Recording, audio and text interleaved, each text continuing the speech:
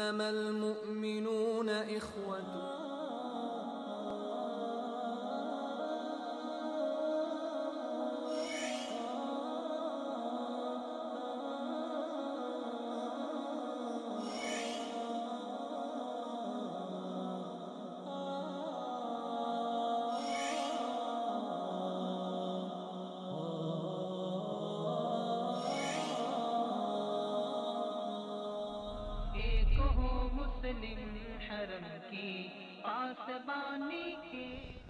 अस्सलामुअलैकुम वरहमतुल्लाहि वबरकातुहू। नाज़रीन, प्रोग्राम एक हूँ मुस्लिम के साथ आपका मेज़बान अब्दुल्ला अलमज़ेब हाज़िर खिदमत है।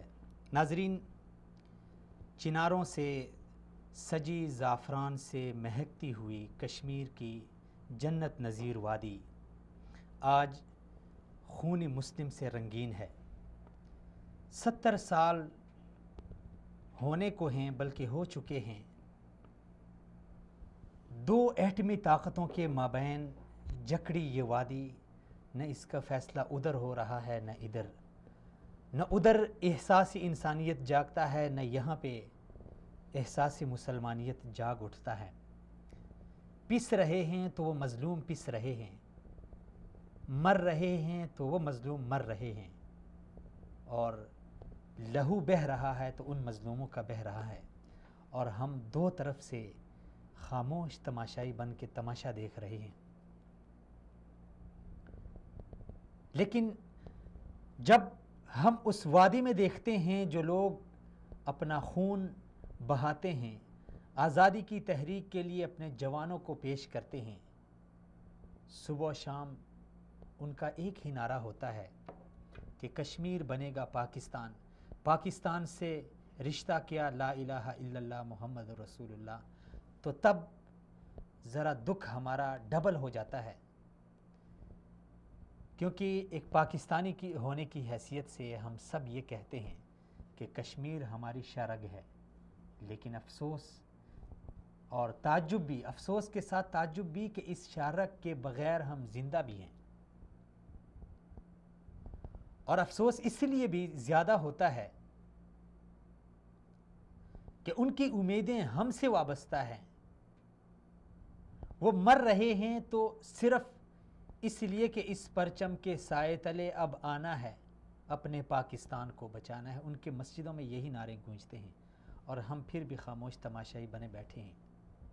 या तो हम क्लियर जवाब दे दें, या फिर क्लियर हम इस इशू को संजीदगी के साथ लेके अक़वाम आलम में इसका मुकदमा लड़ के इन मज़लूमों को आज़ादी दिलाएं। आज़ादी तो इनको मिल जाएगी, क्योंकि यारानी जहाँ कहते हैं कश्मीर है जन्नत, जन्नत किसी काफिर को मिली है न मिलेगी। ये इक़बाल रहमतुल्लाहि अलैहि ने बहुत पहले फ़रमाया था, और हमें यकीन भी है। लेकिन इस जुल्म की चक्की में पिसती इंसानियत को देख के दिल खून के आंसू होता है। कल परसों जो कश्मीर में एक तसलसल जारी है, सिर्फ कल परसों नहीं, 70 साल से ये सिलसिला चल रहा है। लाखों शहीद हो गए, लाखों माजूर हो गए, लाखों ज़ख्मी हो गए, लेकिन अब भी तहरीक कमज़ोर नहीं पड़ रही। ये जुल्म का तसलसल जारी है। लेकिन कल परसों जो दोबारा से जुल्म की इंतहा की गई है, सजीले जवानों को शहीद किया गया बेदर्दी के साथ, और तकरीबन 20 जवान शहीद हो गए और सैकड़ों ज़ख्मी हो गए। माएँ चीखती हैं, बेटियां चीख रही हैं, बच्चे चीख रहे हैं, और बीवियां अपने शौहर की जुदाई में चीख रही हैं, लेकिन हम टस से मस नहीं हो रहे। आज नाज़रीन, हम इस सुलगते इशू पे भी बात करेंगे, और प्रोग्राम के दूसरे सेशन में हम बात करेंगे पाकिस्तान में एक अलमिया हमारी कौम का ये है कि सियासी लीडरान के हर अच्छे और बुरे फ़ैसले पर हम खामोश तमाशाई बने होते हैं, और सियासी लीडरशिप की ग़ुलामी में हम इस कदर ज़हनी ग़ुलाम बन चुके हैं कि उंगली जिधर सियासी लीडर की फिरती है हम उधर फिर जाते हैं। हमें पता भी होता है कि इस वक्त मेरे कायद ने ये बात गलत कर दी, हमें पता भी होता है कि मेरे सियासी लीडर ने ये काम गलत कर दिया, लेकिन फिर भी हम सीना तान के खड़े हो जाते हैं उसकी सफाई के लिए, और उसको सच और सादिक और अमीन साबित करने के लिए। ये हमारी ज़हनी ग़ुलामी है। अरसा हो गया हमारे बड़े ही मंजे हुए सियासतदान जिनकी सियासत का हर कोई मोतरफ है, जनाब जुल्फ़िकार अली भुट्टो मरहूम, वो वफ़ात पा चुके हैं, लेकिन आज भी हम सियासी ग़ुलामी और ज़हनी ग़ुलामी के शिकार यही नारे लगाते हैं कि भुट्टो आज भी ज़िंदा है। यानी बड़ी ताज्जुब की बात है। दूसरे सेशन में हम इस हवाले से बात करेंगे। आज के प्रोग्राम में इन दो मौज़ूआत पे बात करने के लिए मेरे साथ जो मेहमानानी गिरामी साथ देंगे, उनमें से एक मेहमान मेरे साथ स्टूडियो में तशरीफ़ फरमा हैं, जनाब सैयद फयाज़ हुसैन गिलानी साहब। गिलानी साहब, बहुत शुक्रिया, सलामत रहें, आपने टाइम दिया। नाज़रीन, प्रोग्राम में दूसरे मेहमान जो हमारा साथ देंगे, दिफाई तजिज़िया निगार जनाब जहांगीर इकबाल साहब। मैं दोनों मेहमानानी गिरामी को, आप नाज़रीन को दिल की अता गहराई से खुश आमदीद कहता हूँ। आप हमारा ये प्रोग्राम फ़ेसबुक पे लाइव देख सकते हैं और अपने कमेंट्स और अपनी जो राय है उससे हमें आगाह कर सकते हैं। गिलानी साहब, पहले हम बात करते हैं इस मज़लूम वादी के हवाले से। दो एटमी ताकतें हैं, एक इधर एक उधर, ना ये कोई ठोस मुकदमा लड़ रहे हैं, यानी मतलब हम पाकिस्तानी, और ना इंडिया बाज आ रहा है। 7 से 8 लाख फ़ौज उसने ला के कश्मीर में उतारी है, जितनी हमारी टोटल फ़ौज है उतनी उसकी कश्मीर में है। बीच में मर रहे हैं तो वो मज़लूम मर रहे हैं, पिस रहे हैं तो वो मज़लूम पिस रहे हैं। यानी आखिर ये तसलसल कब तक जारी रहेगा? 7 दिहाइयाँ तो हो गई। बहुत शुक्रिया, आपने एक बड़े अहम मौजू पे बात करने के लिए मुझे दावत दी, मैं आपका बहुत मशकूर हूँ। सलामत रहे। अब जहाँ तक कश्मीर की बात है, तो जिस तरह आपने अपने इंट्रो में बताया, और आप यकीन करें कि आपका इंट्रो सुन के भी एक जो इंसान अपने अंदर एक दिल रखता है, उसका एक दुखी होना ये बहुत नॉर्मल है और होना चाहिए। लेकिन अब इसको हम क्या कहें कि ये हमारी बदकिस्मती आप कह लें, या बेहिसी कह लें, या मुफाद परस्ती कह लें, वट। लेकिन फैक्चुअली हकीकत ये है कि 1948 से लेके अब तक जी हमारे सामने, मैं तो आपने अपने इंट्रो में वो एक मजहबी हवाले से भी बात की, मैं कहता हूँ अगर आप 1 मिनट के लिए उसको एक साइड पे रख के कुल्लतन एक इंसानी हवाले से भी देखें, जी बिल्कुल, तो ये हकीकत है कि शायद हम दुनिया को समझा नहीं सके। इसमें अब जो हिंदुस्तान का एक किरदार रहा है, मुनाफिकाना आप कह लें या जो भी, वो तो अपनी जगह है। अब जाहिर है वो हमारी ख्वाहिश पे तो तब्दील नहीं करेंगे। जी बिल्कुल ऐसी।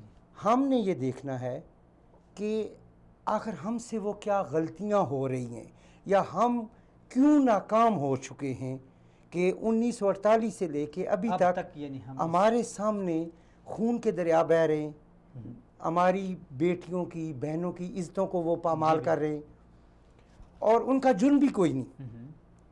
मतलब जो कुछ भी कश्मीर में, मकबूजा कश्मीर में, मेरा मकसद है, वो जो भी मकबूजा कश्मीर में हो रहा है, वो ये नहीं है कि वो कोई इंडिया की इंटरनल इंसर्जेंसी है या वो कोई बगावत कर रहे हैं, ऐसा नहीं है। बल्कि जब बर्रे सगीर तकसीम हुआ जी, तो उनसे ये वादा किया गया, यानी उन्होंने कोई इंडियन आइन पे साइन नहीं किए हुए कि वो इंडिया से बगावत कर रहे हैं, ऐसा नहीं है। ये चीज़ हमें शायद लोगों को समझाना चाहिए जी। और मैं ये समझता हूँ कि जो हमारे अरबाब इख्तियार हैं, जो हमारे ज़िम्मेदार हैं जी, ज़्यादातर हम ये समझते हैं कि वो हिंदुस्तानी आवाम को टारगेट करें, इंडिया के लोगों को ये बताया जाए, क्योंकि जो मोदी सरकार है या इंडियन एस्टेब्लिशमेंट है, उनको वो उस तरह नहीं दिखाते। वो जो हमारे फ्रीडम फाइटर्स हैं कश्मीर के, वो उनको दहशतगर्द बना के पेश करते हैं। वो ये कहते हैं कि जी ये हम पे हमले करते हैं, दहशतगर्द, इंडियन आइन के बागी हैं, इंडियन कौम के बागी हैं, इंडियन मफादात के बागी हैं। तो हमें ये हिंदुस्तान के अवाम को बताना चाहिए कि वो ऐसे नहीं हैं, और इंडिया के अवाम को बताने के लिए हिस्टोरिकली हमारे पास बहुत मवाद है। आप छोड़ दें इस पे कायद आज़म मोहम्मद अली जिन्ना ने क्या कहा था, छोड़ दें खान लियाकत अली खान ने क्या कहा था, ये तो चलो हमारे लीडर हैं ना। अब थोड़ा सा तारीख़ में जाएं तो उनको बताएं गांधी जी ने क्या कहा था। ये अक़वाम मुत्तहिदा में पंडित नेहरू, जो उनका बाबा कौम है एक लिहाज से, ये पंडित नेहरू साहब लेके गए थे कि ये पंडित नेहरू का वादा है कश्मीरियों के साथ कि हम यहाँ पे रेफरेंडम करवाएंगे, हम आपसे पूछेंगे कि आप क्या करना चाह रहे हैं, आप पाकिस्तान के साथ जाना चाहते हैं या हमारे साथ रहना चाहते हैं, अलग रहना चाहते हैं। मतलब ये जो बानानिए हिंद है, बानानिए इंडिया है, ये उनका किया हुआ वादा है। तो लेकिन बहुत दुख की बात है, हमारी एक सो कॉल्ड कश्मीर कमेटी भी है, आपको पता है उसको हेड भी हमारे एक मजहबी शख्सियत कर रहे हैं। और अगर आप जो पब्लिक अकाउंट्स कमेटी की रिपोर्ट है वो देखें तो हमारी जो कौमी असम्बली की कश्मीर कमेटी के चेयरमैन हैं जी, उन्होंने मेरे ख्याल है कि इतने दौरे किए हैं कि अगर वो आप मैं यहाँ पे गिनना शुरू कर दूँ तो आपका टाइम ख़त्म हो जाएगा। तो नेट रिज़ल्ट क्या है कि वहाँ पे बदमाशी हो रही है, बच्चों को मारा जा रहा है, हमारी माँओं बहनों, मैं कहता हूँ कि अगर किसी हिंदू को भी मार रहे हैं, किसी सिख को भी मार रहे हैं तो ये गलत है, इंसानियत के ख़िलाफ़ है। और इस जुर्म में आप उनको मार रहे हैं कि वो आज़ादी का मुतालबा करते हैं, ऐसा सच आज़ादी का मुतालबा भी नहीं कर रहे, खुद मुख्तारी का कर रहे हैं कि हमसे आके पूछो। ये तो बात की बात है ना कि उन्होंने क्या फ़ैसला करना है। अभी तो वो ये कह रहे हैं ना कि जो पंडित नेहरू ने हमसे वादा किया था, कम अज़ कम उस वादे को आप इफ़ा करें। इस पे वो सीधी गोलियां मारी जा रही हैं और जब वो जिसको चाहते हैं एक टैग लगा के दहशतगर्दी का पकड़ के ले जाते हैं। और जितने भी हमारे फ्रीडम फाइटर हैं, आपको ये सुन के हैरत होगी, और मैं मुस्लिम उम्मा से भी रिक्वेस्ट करूँगा कि अली गिलानी जैसे बंदों को जुमे की नमाज नहीं पढ़ने दी जाती। 18 साल बाद इन्होंने पहला जुमा पढ़ा है, जो मतलब वहाँ पे जाने, और अगर कहीं उन्होंने पढ़ा भी है तो ये श्योर है कि कुछ पाबंदियों के साथ होगा, जाहिर कि यानी आप आज़ादी के साथ इबादत भी नहीं करने देते। तो ये बहरहाल इस पे अफसोस है। कहा कि हम 70 साल से हमें सोचना होगा कि हम क्या गलतियां कर रहे हैं, क्या कोताही हमसे हो रही है कि ये मसला हमसे हल नहीं हो रहा। आपके जहन में क्या है कि जो हमसे ऐसी कोताही सरजद हो रही है? असल में मेरा जो पॉइंट ऑफ व्यू है, वैसे बाय द वे वो सिर्फ मेरा नहीं है, शायद पाकिस्तान में एक तादाद है जी जो इसको रियलिस्टिकली देखती है। क्योंकि पाकिस्तान में आपको पता है कि इमोशनली लोगों को एक्सप्लॉइट करना थोड़ा आसान होता है। जी बिल्कुल, नारे लगा देना कि जी हम लाल किला पे सब्ज़ परचम लहराएंगे और हम इंडिया के टुकड़े टुकड़े कर देंगे। तो इसको थोड़ा सा रियलिस्टिकली हम जो माजी में गलतियां कर चुके हैं वो कर, फॉर एग्ज़ाम्पल अभी मैंने आपके सामने करारदादों की बात की जी, 1948 से लेके 1957 तक आपने 12 करारदादें पेश की हैं। हम उन पे बड़ा ज़ोर देते हैं, आप सर आप बारीक बीनी से जायज़ा लें, वो करारदादें सारी इंडिया की फेवर में, हमारी फेवर में नहीं है। ये अब आप पाकिस्तानी अवाम के एक जज्बाती तबके को बताएं तो उनको हैरत होती है। वो क्या है, करारदादें क्या हैं कि जी पाकिस्तान इस पे अपनी कार्रवाई को बंद करे, इंडिया यहाँ पे रेफरेंडम का इनकाद करे अक़वाम मुत्तहिदा की उसमें। ये लिखी हुई बात बड़ी आपको खूबसूरत लगती है, लेकिन आपको ये हैरत होगी कि उन करारदादों में ये है कि वो जस्ट एक तजवीज़ दे रहे हैं, यानी सलामती कौंसिल या अक़वाम मुत्तहिदा एक तजवीज़ दे रही है इंडिया को, वो मानने का पाबंद नहीं है।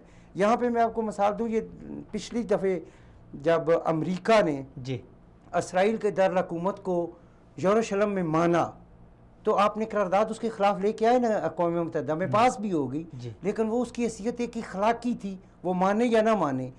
और उस वक्त ये बड़ी हैरत की बात है कि हमारे जो अरबाब इख्तियार थे उन्होंने इस बात पे जोर क्यों नहीं दिया कि भाई अगर इंडिया या ना करे तो व्हाट नेक्स्ट, तो आप उसके खिलाफ क्या करेंगे। जी बिल्कुल, ये होना तो ये चाहिए था ना, जिस तरह उन्होंने इराक के हवाले से की थी कि वो कुवैत को छोड़ दे, नहीं तो हम ताकत का इस्तेमाल करेंगे, नहीं तो हम कुछ माशी पाबंदियाँ लगा देंगे, कुछ सियासी मसाइल पैदा करेंगे।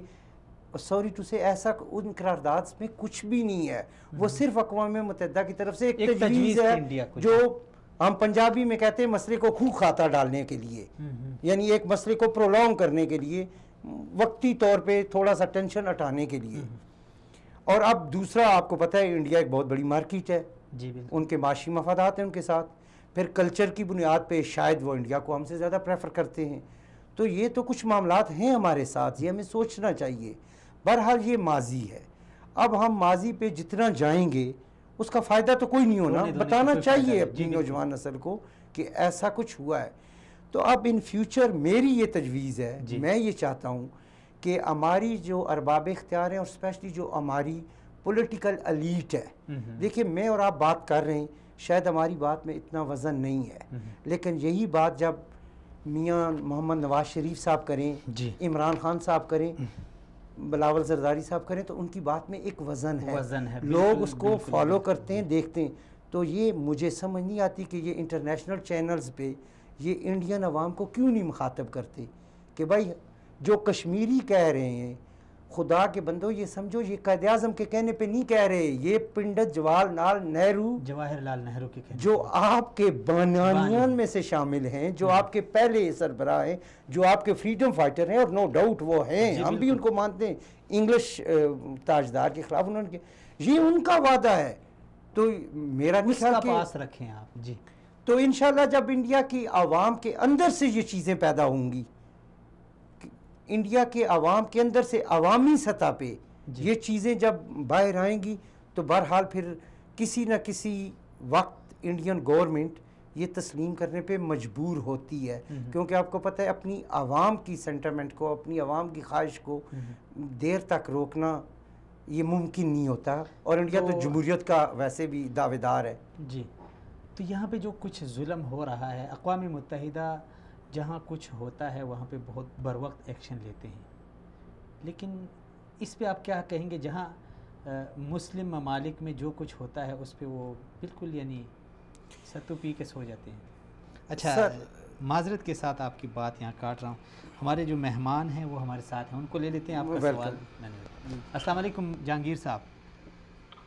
वालेकुम अस्सलाम रहमतुल्लाह। मलिक जहांगीर साहब बहुत शुक्रिया, सलामत रहें। सर हम बात कर रही हैं कश्मीर के हवाले से, जुल्म का तसलसल है कि जो रुकने का नाम नहीं ले रहा, और सारी उम्मीदें, फिर दुख तो इस बात का है कि उम्मीदें हमसे वाबस्ता हैं और हम उन उम्मीदों को हवा में उड़ाते हुए यानी बिल्कुल ख़ातिर में नहीं लाते।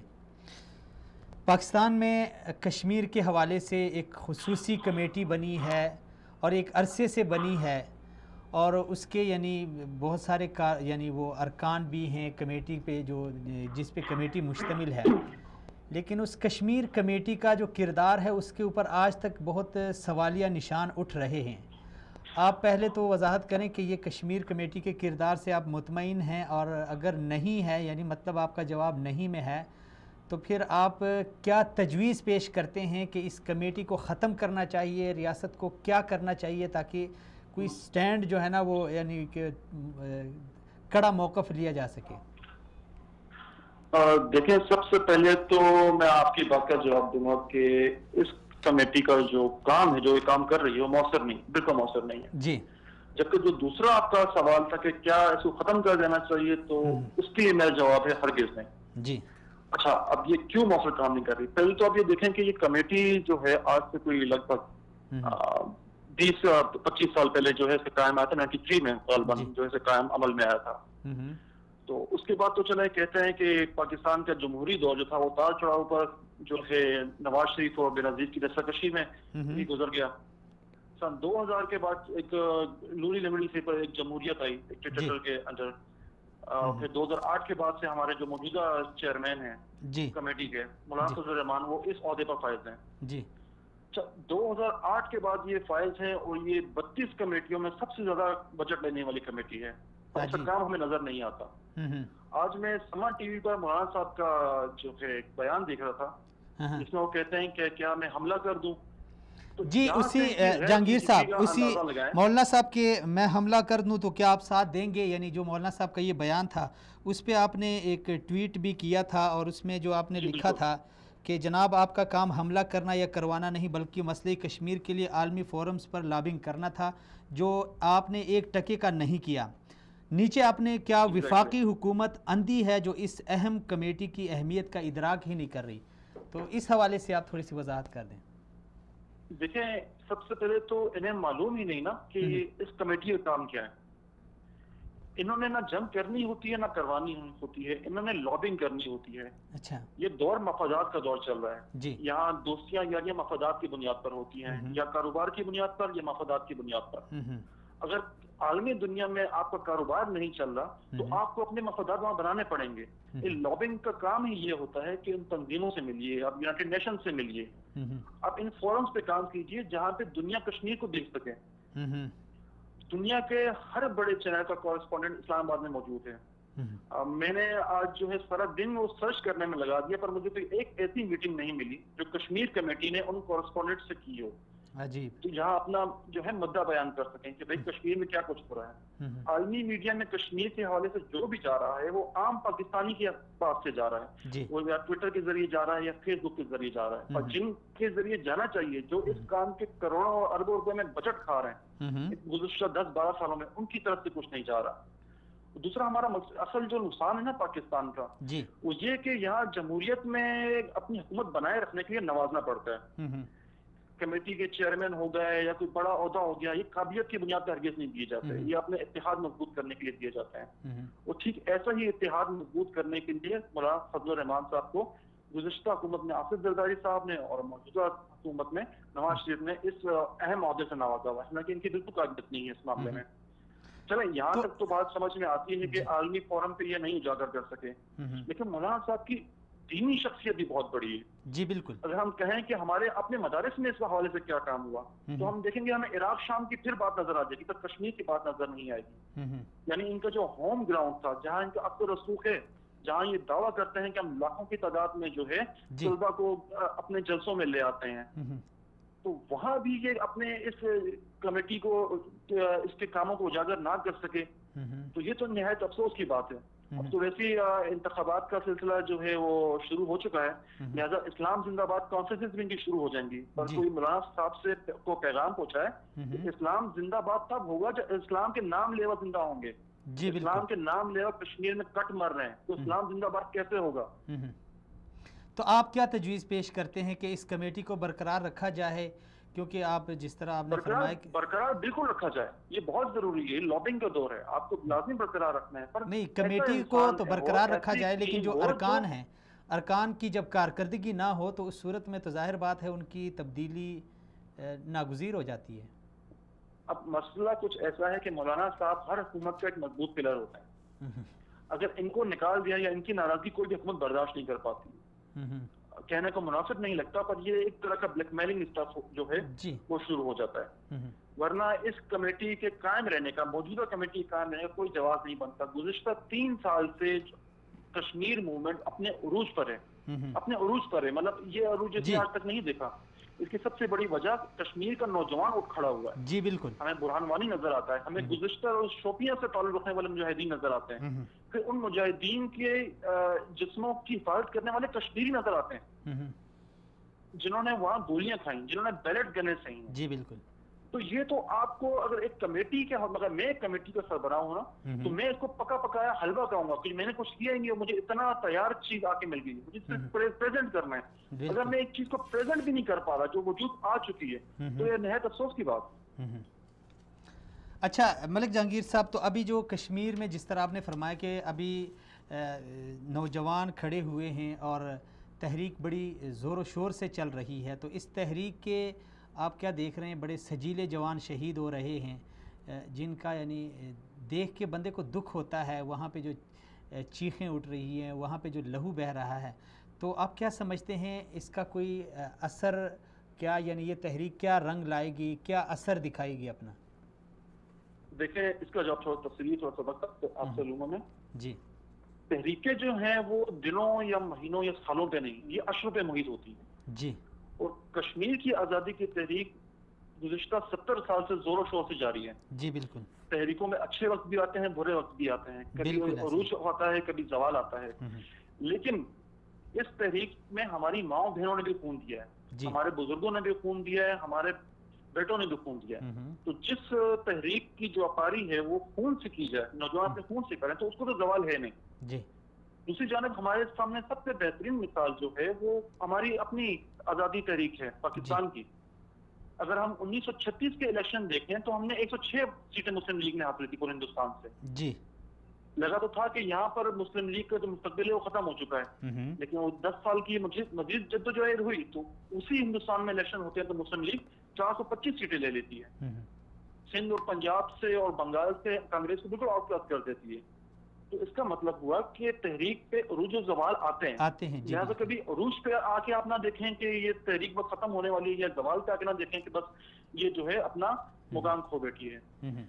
हमारे लिए जो बात खुशी की बात, मैं तो खुशी की बात कहूंगा कि कश्मीर का नौजवान उठ खड़ा हुआ है। पहले कभी ऐसा नहीं हुआ था। पहले तो एक तरह से आलमी दबाव भी था और दूसरी तरह से कहा भी जाता था कि पाकिस्तान इसको सपोर्ट कर रहा है, कश्मीरी नौजवान नहीं चाहता। लेकिन जो नए हीरो कश्मीर को मिले हैं वो अपनी जमीन से मिले हैं। अब आप ये देखें, एक तो वो 90 की दहाई का मुजाहिद है जो इस वक्त क़यादत कर रहा है, दूसरा वो नौजवान है जो हथियार पकड़ के हिंदुस्तानी फौज से लड़ रहा है, जी बिल्कुल, तीसरे वो स्कूल में जाने वाले बच्चे हैं जो पत्थरों से लड़ रहे हैं, जी बिल्कुल, और चौथी वो हमारी बहनें हैं जो स्कूलों कॉलेजों के लिबास में भारतीय अफवाह से पथराव करती हैं। यानी कि 4 नस्लें तैयार हैं, हमारी 4 नस्लें लड़ने को तैयार हैं। क्या भारत 4 नस्लों तक हमें बर्दाश्त करने को तैयार है? बहुत बड़ा हमने सवाल तो डंडे भी खा लिए, हमने तो उनके नवाज़ भी जो है वो ठुकरा दिए। इस साल जो है कुछ महीना पहले मैंने खबर सुनी थी कि वहाँ पे कोई प्रोग्राम करवा रहे हैं टूरिज्म के हवाले से, जिसकी वजह से जिसको लेकर जो है अपना जो हुर्रियत की जो क़यादत है उनकी नजरबंदी भी खत्म की गई थी जी। लेकिन कश्मीरी नौजवान अब किसी लालच में आने वाला नहीं है, अब वो लड़ने की ठान चुका है। तो दूसरा आसरा अंद्राबी बाजी का अगर आपने कल बयान सुना हो जी, उनका पैगाम मिला था जी। वो कहेंगे कि पाकिस्तान हमला करे, उन्होंने ऐसा कुछ नहीं कहा जी, बिल्कुल ऐसा कुछ भी नहीं मांगा। उन्होंने हमसे नहीं कहा मैं हथियार दो, उन्होंने कहा बस आप हमारे साथ खड़े हो। कश्मीरी लड़ने मरने को तैयार है, कश्मीरी आजादी से पीछे आने को तैयार ही नहीं है जी बिल्कुल। तो उनका तो अब एक ही नारा है कि पाकिस्तान हमारा है, हम पाकिस्तानी है जी। बच्चा सर पे पाकिस्तान का झंडा बांध के लड़ता है और जब वो शहीद होता है तो पाकिस्तान का झंडा उसके कफन पर होता है जी बिल्कुल। तो वो तो अपना जीना मरना पाकिस्तान के साथ कर चुके हैं। अब हमारी रियासत पाकिस्तान को चाहिए कि ऐसे इक़दाम करे, ऐसे काबिल लोग सामने लेकर आए जो इसको आलमी फोरम पे उजागर करें, जो हकदार नहीं है इसको उजागर करने के। जी, मलिक जहांगीर साहब हमारे साथ स्टूडियो में एक मेहमान तशरीफ़ फरमा हैं, वो आपसे एक सवाल पूछना चाहते हैं। जी गिलानी साहब। जी अस्सलाम वालेकुम मलिक साहब। वालेकुम अस्सलाम गिलानी साहब। जी मलिक साहब, मेरा नाम फयाज़ गिलानी है। सर आपने एक बड़ी अच्छी बात की है कि चूँकि सियासत में नवाजना पड़ता है, तो मैं ये कह रहा हूँ कि अगर इस तरह का कोई पाकिस्तान के अंदर कानून साजी कर दी जाए कि आप तो किसी पॉलिटिकल लीडर को तो किसी और तरीके से भी नवाज सकते हैं। आपको पता है हमारे मुल्क में क्या होता है कि ये जो खालिस्तान जो हमारे कोर मसले हैं, फॉर एग्ज़ाम्पल जिस तरह ये कश्मीर का है, तो इसकी जो कमेटीज़ वगैरह बनाई जाएँ वो कुल्लतन टेक्नोक्रेट्स पे जो ये खारजा अमूर के एक्सपर्ट्स या लॉबिस्ट किस्म के लोग हों, सिर्फ उन्हीं पे मुश्तमिल हो, ये सिर्फ सियासी बारगेनिंग ना हो, तो इस पे आप क्या तबसरा करेंगे? जी ग्रंथ साहब, सारी दुनिया में ऐसा ही होता है। सारी दुनिया में लॉबिस्ट जो होते हैं वो टेक्नोक्रेट्स लोग होते हैं, लेकिन मसला ये है कि कानून साजी करेगा कौन? कानून साजी जो है वो इसी पार्लियामेंट ने करनी है, इन्हीं सियासतदानों ने करनी है। तो ये अपने मकसदात के खिलाफ कैसे जाएंगे? क्योंकि जहां भी इस तरह की बात कोई करने वाला आ जाए तो जमहूरियत को सख्त खतरात लाक हो जाता है। लिहाजा फिलहाल तो इस बारे में सोचना भी जो है वो जमहूरियत के खिलाफ साजिश करने के मुतरादी होगा कि भाई आपने तो जमहूरियत के खिलाफ साजिश कर दी इस तरह की बात करके, फिर टेक्नोक्रेट्स को आगे लाया जाए। आप समझ रहे हैं बात? जी जी, बहुत शुक्रिया मलिक साहब, सलामत रहें, आपने टाइम दिया। जी गिलानी साहब, आपका सवाल बिल्कुल वजह है और ऐसा होना चाहिए, लेकिन करेगा कौन?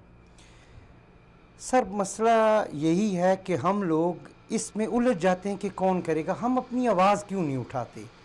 मैं पूरे आपको मलिक साहब ने कहा हम जब आवाज़ उठाते हैं तो कभी तो ये होता है कि जमहूरियत के ख़िलाफ़ साजिश की गई, अदलिया के ख़िलाफ़ आवाज़ उठाई गई, हमें तो इस एक जानिब नहीं छोड़ा जाता। वो बिल्कुल आपकी बात सही है यार, वो करेंगे क्योंकि वो जिस तरह मलिक साहब ने बिल्कुल ठीक कहा कि वो तो इस सिस्टम के बेनिफिशरी हैं, वो तो आपको ज़ाहिर है कुछ ना कुछ तो एक मसाइल तो पैदा करेंगे।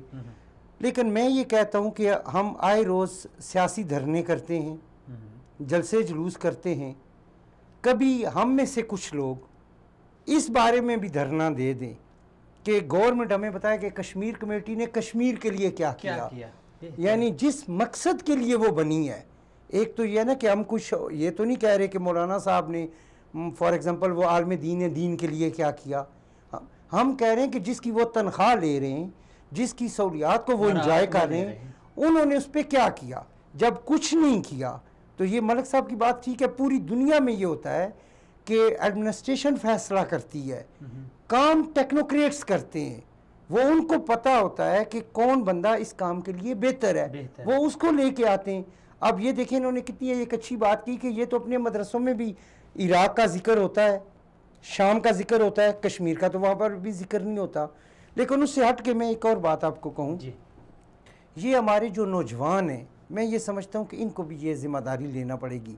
आजकल सोशल मीडिया का दौर है, फेसबुक और ट्विटर के ज़रिए आप ऑस्ट्रेलिया से ब्राज़ील तक चले जाते हैं 1 सेकंड में, तो वहाँ पे इसको ये क्लेम ना करें कि कश्मीर हमारा है। वो तो जब अक़वाम मुत्तहिदा की करारदादें आएंगी तो हम देखेंगे। पहले ये लोगों को दिखाएं, खुसूसन इंडियन अवाम को मैं दूसरी दफ़े कह रहा हूँ कि भाई आपकी ये जो बीजेपी है या नरेंद्र मोदी सरकार है, वो आपके अपने भाइयों पे जुल्म कर रही है। वो कश्मीरियों को यानी इंसानी बुनियादों पे आप देखें कि वो कत्लेआम कर रहे हैं, और आपने बड़ी मुश्किल से ये समझा कि बरहान वानी एक चला गया तो शायद हमने कंट्रोल कर लिया। अब एक बरहान वानी ने वहाँ पे सैकड़ों बरहान वानी पैदा कर दिए। आप कल एक आसिया इंदराबी को कुछ कहेंगे, वहाँ पे सैकड़ों आसिया इंदराबी पैदा हो जाएंगी। तो ये बजाते खुद हिंदुस्तान के लिए अच्छा नहीं है। ये हिंदुस्तान को डिस्टेबलाइज कर रही हैं चीज़ें, ये हिंदुस्तान के अंदर मसाइल को ज़्यादा पैदा करने जा रही हैं। तो हमारी नौजवान ज़्यादातर अगर इंडियन यूथ को सोशल मीडिया के थ्रू या सोशल मीडिया की मदद से इस बारे में मोटिवेट करें तो मेरा नहीं ख्याल, और अपने हुक्मरानों को भी ज़रा, और ये मलिक साहब की ये बात भी ठीक है कि ये तरीक़ें इस तरह ख़त्म नहीं होती, और ताकत से तो कभी ख़त्म होती ही नहीं है। ये जो आगाह तारीख है दुनिया की, इसमें ऐसा कभी नहीं हुआ कि आप ताकत से किसी को दबाएं, वो भी जो आज़ादी की तरीके हैं। यानी ये शख्सी मफादात पे इंसान किसी हद तक कंप्रोमाइज़ कर लेते हैं। आज़ादी की तारीख मुझे आज तक आगाह तारीख में कोई एक मिसाल नहीं मिली कि वो थोड़ी लंबी हो सकती हैं, के सामने नेल्सन मंडेला ने कितने अरसे तक लड़ा है, जी बिल्कुल लंबी हो सकती हैं, लेकिन उनको दबा दें। ये शायद मोदी, मुझे ये शक है कि कश्मीर को दबाते दबाते कहीं इंडिया के टुकड़े ना कर दे। और मुमकिन भी है ऐसे, क्योंकि जो आसाम में हो रहा है, जो खालिस्तान में हो रहा है, वो भी अगर इसी तरह ज़ोर पकड़ लें तो यकीनन ये इंडिया के फेवर में है। और इस पे एक और बात मैं समझता हूँ जो हमारे अरबाब इख्तियारात और हुकूमत को सोचनी चाहिए, और अवाम को भी, गवर्नमेंट को बिलखसूस सोचनी चाहिए, और बिलअमूम हमें भी। ये जो हम कहते हैं ना अक़वाम मुत्तहिदा, ये इनको मैं कहता हूँ ये मफादाती क्लब में, यानी उनके जो असूल हैं या ज़ाब्ते हैं वो हालात के तहत बदलते हैं, मफादात के तहत बदलते हैं। जी हाँ, जहाँ पे मफादात के, तो उसके लिए हमें अपने आप को मजबूत भी करना पड़ेगा, थोड़ा तगड़ा भी करना पड़ेगा, सिर्फ फौजी लिहाज से नहीं, माशी लिहाज से। जब दुनिया के मफादात हमारे साथ ज़्यादा हो जाएंगे, जब वो ये समझेंगे कि यहाँ पे, तो फिर खुद ब खुद ये जो इखलाकी म्यार है वो टेबल तब्दील हो जाते हैं, और हमारा खुद ब खुद। लेकिन अब ये भी एक बदकिस्मती है ना कि हम इन चीज़ों पे तो गौर नहीं करते, हम आपस की सियासी लड़ाइयाँ लड़ के बस उसी चक्कर में रहते हैं। चले यहाँ पे छोटी सी एक ब्रेक लेते हैं, ब्रेक के बाद आके प्रोग्राम के दूसरे टॉपिक को डिस्कस करते हैं। जी नाज़रीन, आप हमारे साथ रहें, ब्रेक के बाद वापस आते हैं और अपनी सियासी लीडरान के अच्छे बुरे फ़ैसले पर हम कारकुनान की खामोशी, उसको गिलानी साहब किस नज़र से देखते हैं, और क्या एक कारकुन के अंदर इतनी जुर्रत होनी चाहिए जो अपने सियासी लीडर की किसी भी फ़ैसले पर तनकीद कर सके। हक़ तो है लेकिन करते नहीं हैं, और ये सबसे बड़ा अलमिया है। ब्रेक के बाद वापस आते हैं और इस टॉपिक पे बात करते हैं। इन्नमल मुअमिनून इख्वतुन,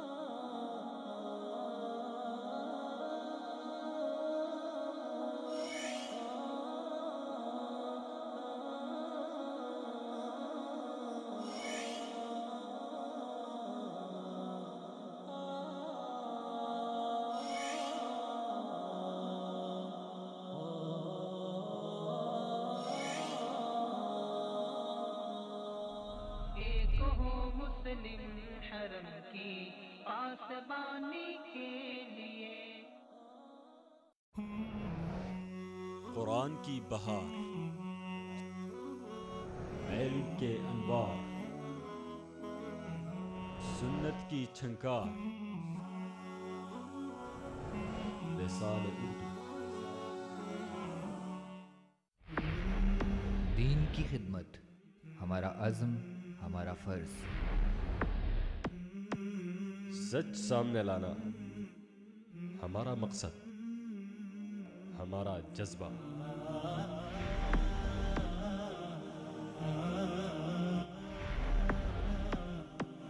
अल्लाह का हुक्म हमारा ईमान, हमारी पहचान।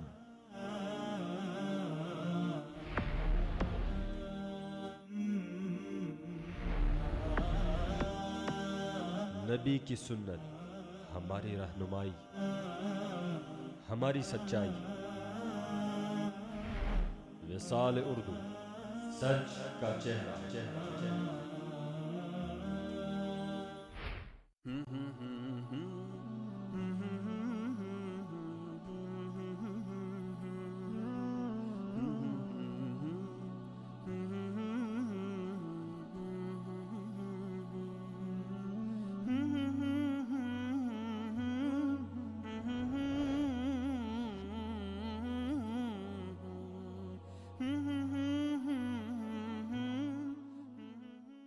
कुरान हयाते इंसान है, कुरान हमारा कुफर की तारीकी से इस्लाम की रोशनी तक का सफ़र। इंसान है, कुरान हम किताबी हिदायत के ज़रिए राह रास्त पर आने वालों की दास्तान। रुतबा इस सुनिए उनकी अपनी ज़ुबान से। उस वक़्त मैंने महसूस किया कि कलमा सच है और वो सिर्फ कलिमात का नाम नहीं है।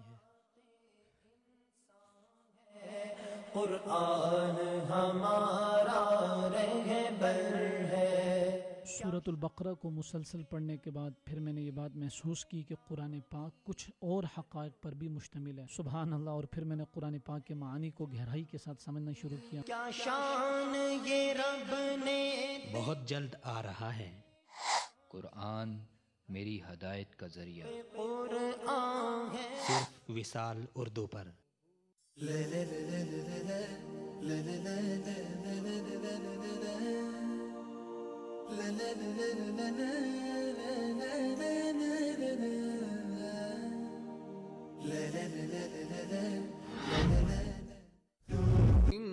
इन्नमल मुअमिनून इख्वतुन।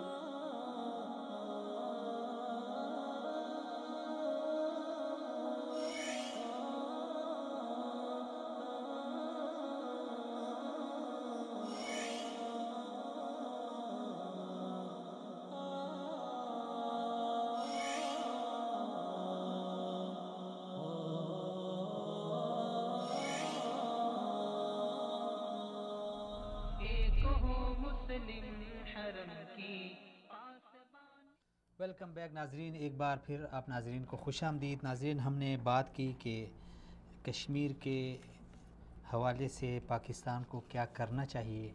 तो इस हवाले से जो भी मालूमात थी और जो भी गुजारिशात थी वो हमने आप नाजरीन तक पहुंचा दी है और अपने असहाब इक़्तिदार तक भी पहुंचा दी है।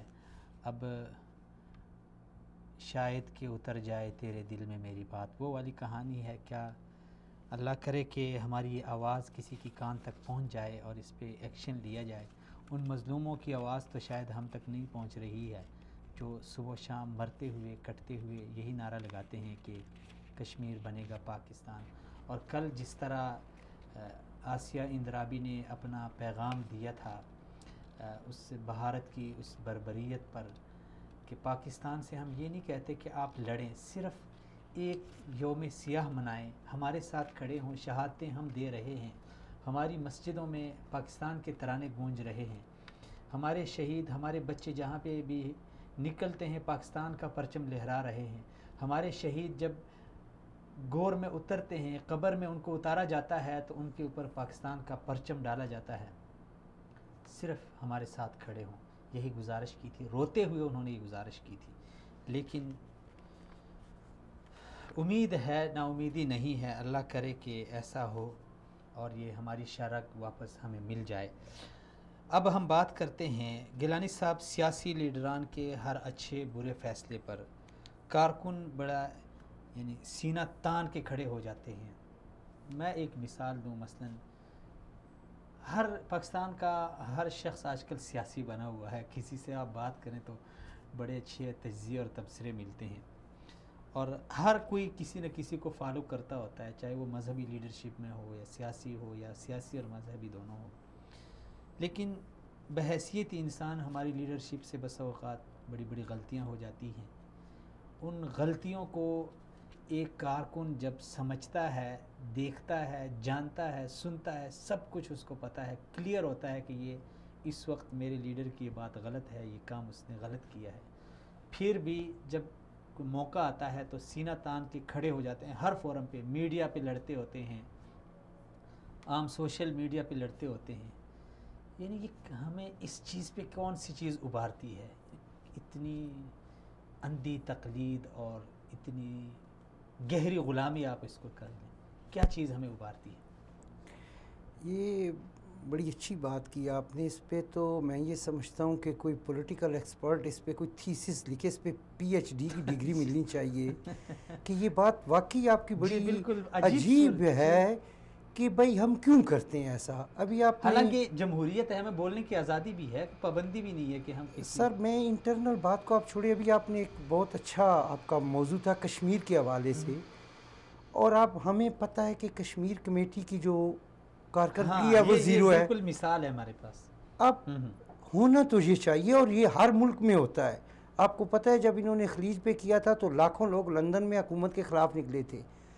अमेरिका में जब ये हुआ था तो सबसे पहले उनकी पार्टी ने, नैक्सन हो या क्लिंटन हो, अपनी उनकी पार्टी ने उनको बुलाया था।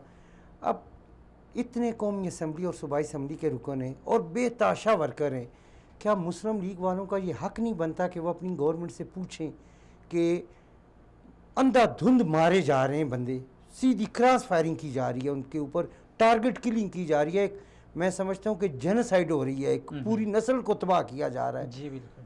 तो हमारी हुकूमत ने कश्मीर कमेटी का चेयरमैन सियासी रिश्वत के तौर पे रखा हुआ है। ये होना चाहिए। दुनिया आज के तक दूसरे किसी ने मुल्कों में पूछा नहीं है। वैसे गिलानी साहब, मैं हैरान हूँ, ना मैंने पूछा है, ना आपने पूछा है, ना किसी और ने पूछा है। मैं कह रहा हूँ कि पूछना तो आप एक तरफ रखें ना, वो तो पता नहीं हम उस वहाँ पे, जिस तरह आपने पहले अपने इंट्रो में कहा था कि भुट्टो साहब को 40 साल हुए गए हुए, थर में पानी नहीं है लेकिन भुट्टो जिंदा है। तो यानी हम पूछेंगे या ये करेंगे, ये बात की बात है।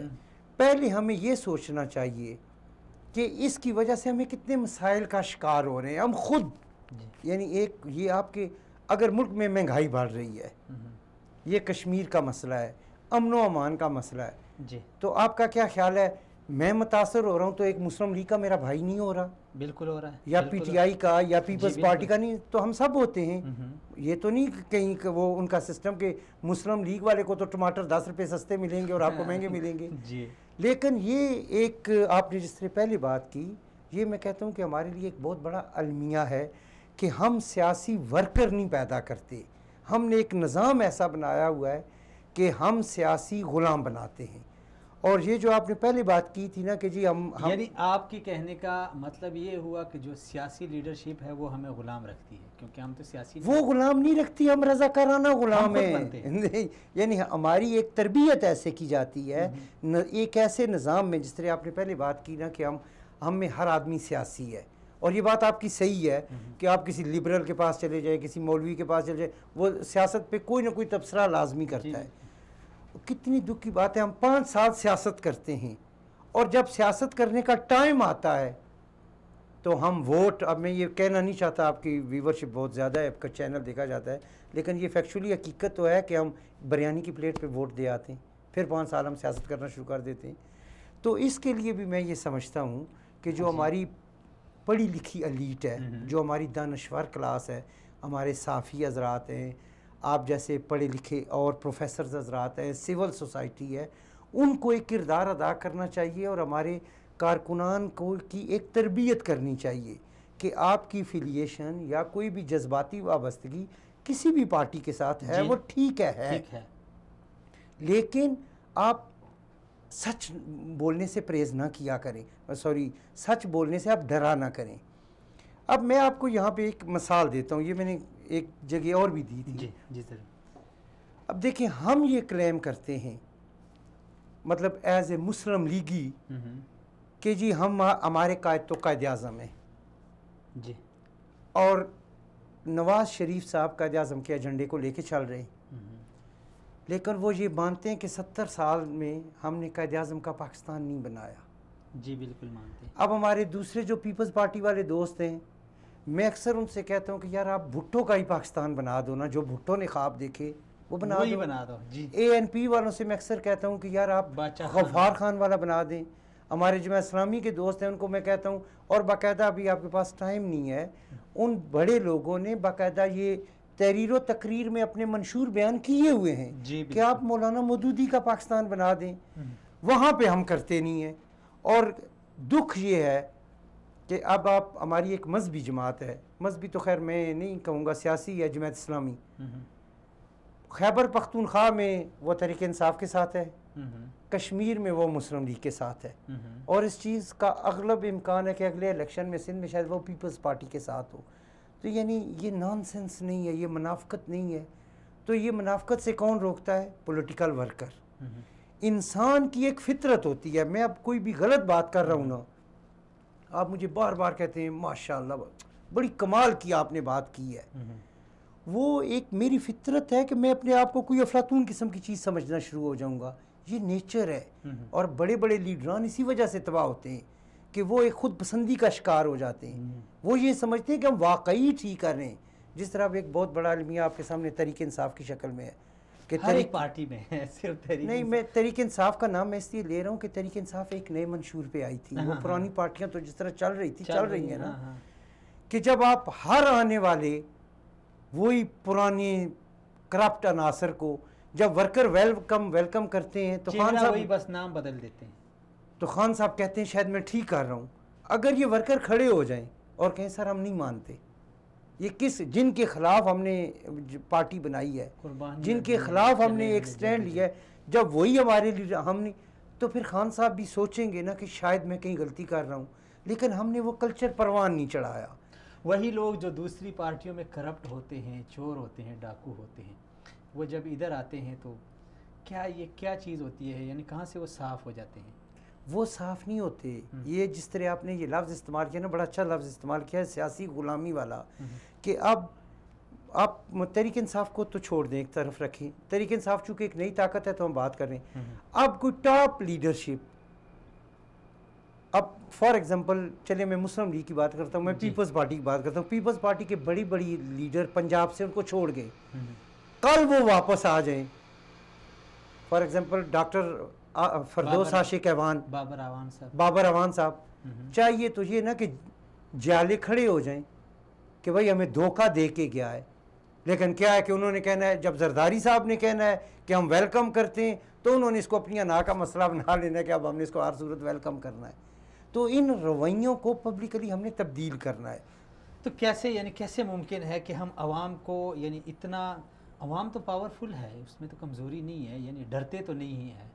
ज़ाहिर बात है अपनी दिली रज़ा से और ख़ुशी से वो अपनी लीडरशिप की दिफा करती है, लेकिन सोच को कैसे चेंज करें? सर वो डरने वाली बात भी उस सेंस में तो आपकी बात ठीक है कि डर, लेकिन कुछ आपको पता है ना, पस्तन मफादात होते हैं कि आप लीडरशिप की चापलूसी करें तो कहें, क्योंकि हमने सियासी जमातों को कभी इदारे नहीं बनाए, हमने इनको एक बुत परस्ती की शक्ल दे दी है कि जो लीडर है उसको हमने एक बुत बना के अब उसकी हमने पूजा करना शुरू कर दी है। तो ये इदारे हमने बनाने, और इदारे कैसे बनने हैं, इस पे आप लोगों का जो किरदार है, मेरी समझ के मुताबिक, मेरे एक नाकस अकल के मुताबिक, वो सबसे ज़्यादा है। ये मीडिया की ज़िम्मेदारी है, पाकिस्तानी मीडिया की ये ज़िम्मेदारी है कि वो पॉलिटिकल वर्कर्स को उनकी तरबियत करे, उनको अहमियत दे। अब ये भी एक मसला है, अब आपके चैनल पे बैठ के मुझे मीडिया के ख़िलाफ़ एक बात करना पड़ेगी कि ये वही रटे रटाए जुमले बोलने वाले, टाई शाई बांध के सो कॉल्ड लीडर ये बुला लेते हैं। मीडिया भी वर्कर्स पे तवज्जो नहीं देता, कभी ये कोशिश नहीं करता कि हम माइक ले के उनके पास भी जाएं, जो आवे ही आवे करें। फिर जब आप उनके पास जाएंगे तो उनको थोड़ा एहसास होगा कि नहीं मेरी कोई अहमियत है, अब मैं बात कर सकता हूँ, तो वो यकीनन बात करेंगे, करना चाहिए। और इंशाल्लाह फिर हम शायद जिस तरह अमेरिका या बरतानिया की तरह हमारी सियासी पार्टियां भी एक इदारों की शक्ल इख्तियार कर लें, किसी एक बंदे के आगे पीछे ना घूमें। और लीडरशिप भी फिर मुमकिन है सोच समझ के फैसले करेगी। सर लीडरशिप तो जाहिर है आपसे फीडबैक लेती है ना, जब आप उसको वेलकम उसकी गलत बात पे करते हैं। अब आपने पहले भी कहा था भुट्टो साहब की, मैं आपको बात बताऊं, being a student of politics and history, अगर आप उसको पढ़ें तो बहुत बड़ा आदमी था जी, लीडर बिल्कुल बहुत बड़ा लीडर। वो उसका इतना इबरतनाक इंजाम क्यों हुआ कि उसने गलत कहना है तो आपने कहना है सर इससे तो बेहतर बात तो इससे, ये तो आज अगर चर्चिल भी होता तो शर्मिंदा हो जाता। तो फिर एक इंसान के अंदर होती है फितरत, वो खुद पसंदी का शिकार हो जाता है कि मैं हूँ, वो जो कुछ भी हूँ मैं ही हूँ। तो ये इदारे बनाने के लिए मैं समझता हूँ कि हमें मीडिया को एक किरदार करना पड़ेगा। और अब जो हमारे लीडरान हैं शायद उनको भी सोचना पड़ेगा। मैं बार बार तहरीक इंसाफ का जिक्र इसलिए करता हूँ कि ये एक उम्मीद हमें नज़र आई थी, हमें मतलब पाकिस्तानी अवाम को ये ऐसा एक फ़ील हुआ था कि हम एक नए रुख पे अब जा रहे हैं। और लोगों ने, नौजवान ने, यूथ ने, बल्कि आपको मैं एक, जिस तरह मैंने कहा कि एक सियासत के तलब इल्म की हैसियत से खान साहब ने वो काम किया जो कायद-ए-आज़म और भुट्टो साहब ने भी नहीं किया, यानी जो हमारी पढ़ी लिखी एलीट जो सियासत को गाली समझती थी उसको इन्वॉल्व कर लिया कि ये ज़रूरी है। अब अगर आप उसको भी एक रवायती पार्टी बनाएंगे तो फिर बन गई ऑलरेडी। नहीं, अब देखें ना, आप अपने तरीके इंसाफ के दोस्तों से बात करें, उनके पास एक बड़ा पॉइंट होता है कि अब क़यादत पे एतबार करें, लीडर ठीक हो तो सब ठीक। मैं उनको कहता हूँ कि बुनियादी तौर पे तो ये मित गलत है, लेकिन एक मिनट के लिए हम मान लेते हैं कि ये ठीक है। तो मैं उनसे अक्सर कहता हूँ कि मुझे बताओ, आप ये मुझे गारंटी दे सकते हो कि अगले 20 साल तक इमरान खान साहब इसी तरह सेहतमंद और ठीक जिंदा रहेंगे? हाँ हाँ, कल अगर कुछ हो जाए तो फिर आप क्या करेंगे? पार्टी उन्हीं लोगों के हाथ में चली गई जिनके खिलाफ आप लड़ रहे थे। और ये दूसरी पार्टियों के लिए भी है, लेकिन तहरीक इंसाफ पे ज्यादा तकलीफ का एहसास इस वजह से होता है जी बिल्कुल कि आवाम ने उनसे एक उम्मीद बांध ली थी। अब आपको पता है पीपल्स पार्टी का हाल तो बहुत बुरा हो गया है पब्लिकली, और शायद मुस्लिम लीग का भी पंजाब में भी अब वो पोजीशन नहीं है जिस तरह एक जज्बातियत थी लोगों की।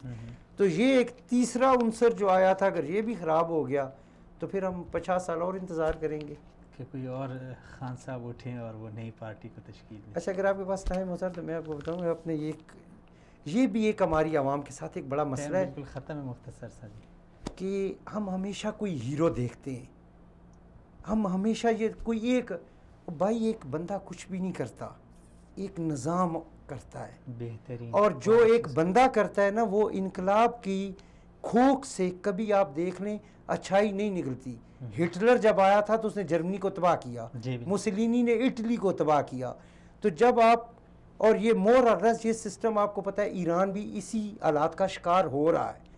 जब आप इस तरह का इनकलाब एक शख्स पे लेके आते हैं तो वो आपको वो फिर मतलूबा नताइज नहीं देता। बेहतर ये होता है कि आप एक सेटअप निज़ाम को तब्दील करें, एक बंदे से वाबस्ता ना करें। एक बदमाश हटा के जब आप दूसरा लाएंगे तो वो ज़्यादा डेंजरस हो जाएगा। चलिए जी, बहुत शुक्रिया गिलानी साहब, सलामत रहें जी। नाज़रीन, आपका भी बेहद शुक्रिया, मलिक जहांगीर इकबाल साहब का भी शुक्रिया, और एक बार फिर अपने मेहमानानी गिरामी गिलानी साहब का और मलिक साहब का शुक्रिया कि इन्होंने टाइम दिया। नाज़रीन, वक्त बिल्कुल ख़त्म हुआ चाहता है, बल्कि ख़त्म हो चुका है, बस मज़ीद बात करने के लिए कुछ बचा नहीं है। मलिक साहब ने और गिलानी साहब ने जो बातें की है इसी पे इक्तिफ़ा है, और यही मैसेज है कि निज़ाम को चेंज करें। और ख़ासकर जो कश्मीर के हवाले से हमने आज बात करनी थी, उसके हवाले से जो अपने हुकूमती एहलकार और असहाबी इक़्तिदार तक हमने जो आवाज़ पहुँचानी थी, हमने हो सकता है पहुँच गई हो या पहुँच जाएगी। हम तो सिर्फ़ यही कर सकते हैं और अपने कश्मीरी भाइयों के साथ हम शाना बशाना खड़े हैं, कम से कम, और नहीं तो उनके लिए आवाज़ उठा सकते हैं, बोल सकते हैं, अपनी तजावीज़ पेश कर सकते हैं। इजाज़त दीजिए नाज़रीन, अगले प्रोग्राम में फिर से मुलाकात होगी, तब तक के लिए अल्लाह हाफ़िज़।